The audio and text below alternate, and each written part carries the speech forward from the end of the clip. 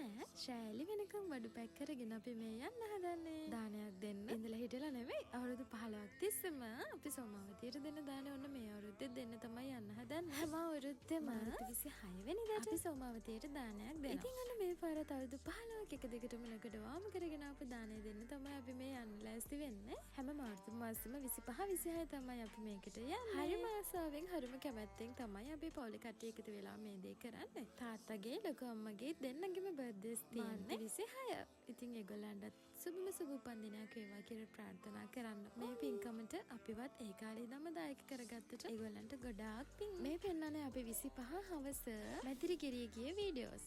ඉතින් අපි 25 උදේ පාන්දරම දාන්නට අවශ්‍ය බඩු කලමන ඔක්කොම ලෑස්ති කරගෙන යනවා. කොහෙට හරි ගිහිල්ලා දාලා තමයි හවස් වෙද්දි සෝමාවතියට යන්නේ. හැම අවුරුද්දම පුරුද්දක් විදිහට අපි කොහේ හරි ගියපු නැති දිහාවකට යනවා. ඉතින් මේ පාර අපි ගියේ මැදිරිගිරියට. ඩේ බ්ලොග්ස් දිගටම මේ වගේ බලන්න ඕන නම් අනිවාර්යයෙන්ම කමෙන්ට් එකක් දාගෙන යන්න අමතක කරන්න එපා.